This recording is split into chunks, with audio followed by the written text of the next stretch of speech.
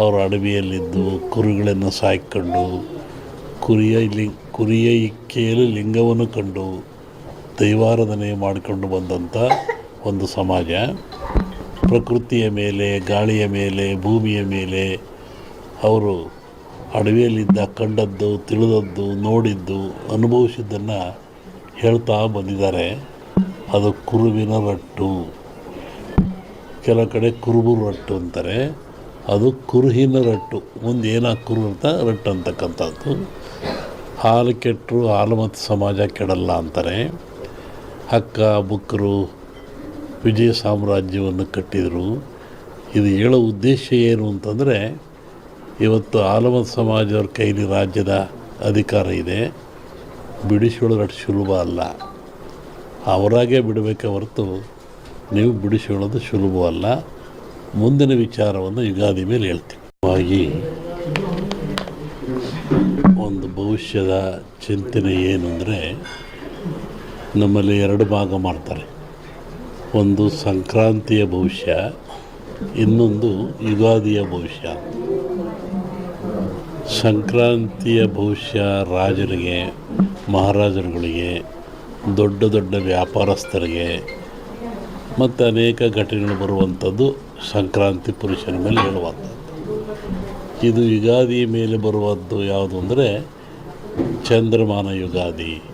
ಚಂದ್ರನನ್ನು ಆಧಾರವಾಗಿರಿಸಿಕೊಂಡು ಮಳೆ, ಬೆಳೆ, ನಾಡಿನ ಸುಭಿಕ್ಷತೆ, ಆಗುಹೋಗುಗಳು, ರಾಜರು, ಆಳ್ವಿಕೆಗಳು, ಅವಘಡಗಳು, ದುಃಖ ದುಮ್ಮಾನಗಳು, ಸಂತೋಷಗಳು, ಇದ್ರ ಮೇಲೆ ಹೇಳುವಂಥದ್ದು ಯುಗಾದಿಯ ಸಂವತ್ಸರ ಫಲ ಅಂತ.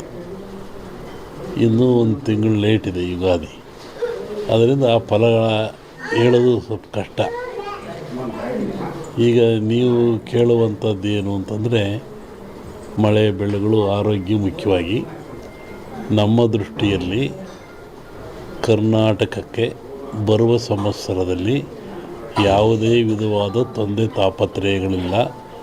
ಮಳೆ ಬೆಳೆಗಳು ಚೆನ್ನಾಗಿ ನಡೀತವೆ, ಸುಭಿಕ್ಷತೆ ಇರ್ತದೆ ಮತ್ತು ನಾಡಿನಲ್ಲಿ ಯಾವುದೇ ಕೊರತೆ ಕಾಣ್ತಾ ಇಲ್ಲ.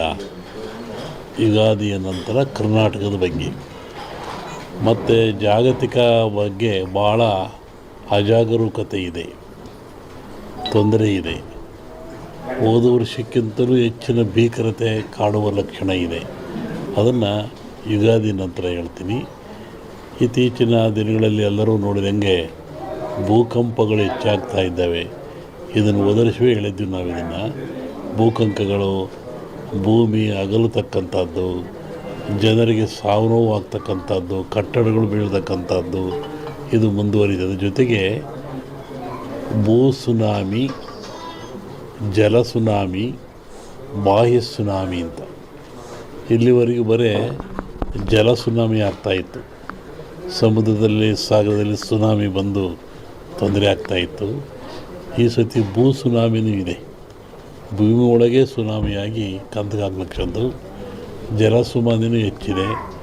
ಬಾಹ್ಯ ಸುನಾಮಿ ಅಂತ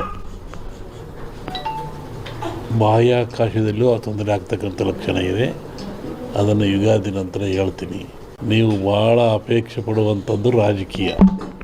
ಏನಾಗುತ್ತೆ, ಏನಾಗ್ತಾರೆ, ಎಂತ ಆಗ್ತಾರೆ ಅಂತ ಒಂದು ಸಾಂಪ್ರದಾಯಿಕವಾದ ಮಾತು. ಎಲ್ಲ ಧರ್ಮಗಳು ಇದ್ದಾವೆ, ಎಲ್ಲ ಸಮಾಜಗಳು ಇದ್ದಾವೆ, ಎಲ್ಲ ವರ್ಗದವರು, ದೈವದವರು ಈ ಭೂಮಿಯಲ್ಲಿ ವಾಸ ಮಾಡ್ತಾ ಇದ್ದಾರೆ. ಒಂದು ಸಮಾಜ